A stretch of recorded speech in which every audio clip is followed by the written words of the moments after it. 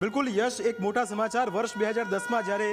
તત્કાલીન મુખ્યમંત્રી નરેન્દ્ર મોદીએ ચંડોળા જે તળાવ છે એનું ડિમોલિશન કર્યું હતું, પણ કેટલાક નાપાક લોકોએ એ અરજી કરીને સ્ટે કર્યું હતું અને એના કારણે બાંગ્લાદેશીઓને એ વખતે વર્ષ 2010ની અંદર પણ દબાણ દૂર કરીને હટાવાયા હતા। આ એક મોટું અપડેટ અત્યારે મળી રહ્યું છે। સાથે અનેક રાજકીય પક્ષો સમર્થન અને દખલગીરીના કારણે કોર્ટથી સ્ટે લઈને આવ્યા હતા। જે આજે વહેલી સવારે જ્યારે આપણે સમાચાર બ્રેક કર્યા કે 18 સ્થાનિક લોકોએ હાઈકોર્ટના દ્વાર ખટકાવ્યા છે, એ સંદર્ભમાં તમે જુઓ કે રાત્રે જેવી તેમને ખ્યાલ આવ્યો તુરંત જ તેમની જે નિયત હતી એ નિયત પ્રમાણે તુરંત એ લોકો હાઈકોર્ટમાં ગયા અને અરજી કરી છે અને માહિતી મળી રહી છે તે પ્રમાણે અર્જન્ટ સુનાવણી 11 વાગે શરૂ થવાની છે। એટલે લગભગ હવે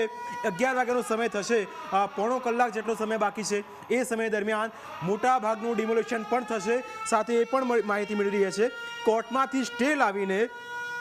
ફરીથી દબાણો ઊભા કરવામાં આવતા હતા, એટલે કે આ નિયત કયા પ્રકારની હતી એ અહીં સમજી શકાય છે યશ। અને એટલા જ માટે દબાણ દૂર કરવાની કાર્યવાહી વચ્ચે ફરી રાત્રે જ કોર્ટમાં એક અરજી કરવામાં આવી। 18 જેટલા સ્થાનિકો જે અલગ અલગ વિસ્તારના હતા એ સ્થાનિકો કોર્ટમાં જાય છે, પોતાની રજૂઆત કરે છે અને કહે છે કે જે થઈ રહ્યું છે એ ખોટું થઈ રહ્યું છે, પણ એમને ખ્યાલ નથી કે વર્ષ 2010માં તત્કાલીન મુખ્યમંત્રી નરેન્દ્ર મોદીએ બાંગ્લાદેશીઓ જે જગ્યાએ રહેતા હતા ચંડોળા તળાવમાં ત્યાં દબાણો દૂર કર્યા હતા અને એની જ વિગતો હતી અને એની અંદર કેટલાક રાજકીય સમર્થકો સામે આવ્યા કે જે આ બાંગ્લાદેશીઓને સપોર્ટ કરતા હતા, એટલા માટે કારણ કે પોતાનું રાજકીય અસ્તિત્વ ટકી રહે। અને એટલા જ માટે આ કાર્યવાહી જ્યારે આજે થઈ છે ત્યારે એ જ દિશા તરફ ફરી એક વખત વારે વારે સ્ટે લાવીને વારે વારે હાઈકોર્ટના દ્વાર ખટકાવીને વારે વારે હાઈકોર્ટને એ આગળ જઈને એ નેરેટિવ સેટ કરવામાં આવતું હતું કે અમે નિર્દોષ છીએ,